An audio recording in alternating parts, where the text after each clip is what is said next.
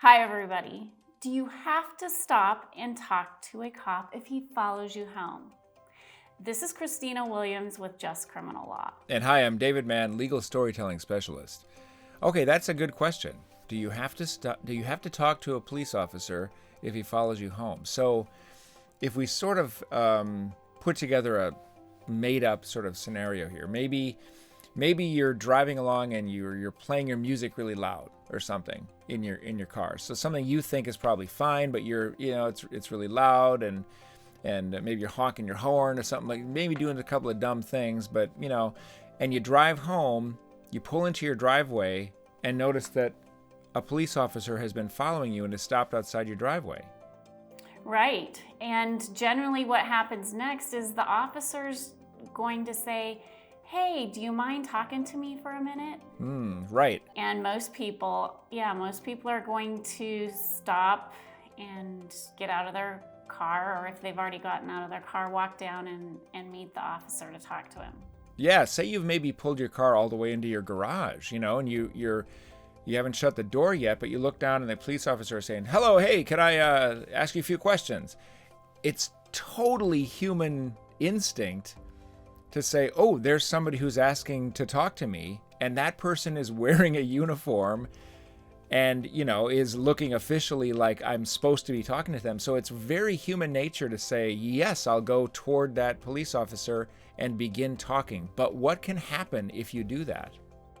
Well, there's a Supreme Court case that this exact same thing happened in. It was Lang versus California, and the officer actually had turned on his overhead lights. Lang didn't see the lights. He pulled into his garage and started to head into his house, and the officer actually followed him up the driveway and into his garage and started asking him a few questions. So in that case, he had been drinking and he ultimately got arrested for a DUI. Wow. So a DUI arrest, and actually the person was not driving at the time that they got arrested.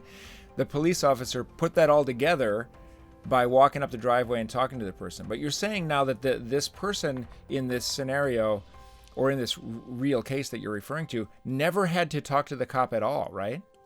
Right. I mean, it's perfectly acceptable when the officer says, "Hey, can I ask you a few questions, or do you mind talking to me?" It's perfectly acceptable to say, "I really have to get going," and walk into your house under those circumstances. And the police officer has no legal right to demand that you talk to them or to continue coming onto your property. Is that what you're saying? Yes, and the United States Supreme Court looked at it and said, if a person is suspected of a misdemeanor, that is, an offense that's punishable by less than a year in prison, law enforcement cannot come into their house or follow them into their house, because it's back to that castle doctrine where we have an expectation of privacy that follows us into our house, and law enforcement's not allowed to come in after you if they suspect you've only committed a misdemeanor. Right. Okay. So since the police officer doesn't have the right to get any answers from you, what is something that you can say to that police officer in that situation? You can just let them know, "Hey, I really have to get going. I don't have time to talk to you now. Have a good day." And that's perfectly fine. Walk away into your house. Okay. Well, in the event that someone does not necessarily think to do that and talks to the police officer, I'm sure they can get themselves into possibly some trouble, and they might need to call you. So how would they do that? We'll include a link in the description. They can call, text, or chat with a member of my team anytime, day or night. We know you only get one shot at justice, so make yours count.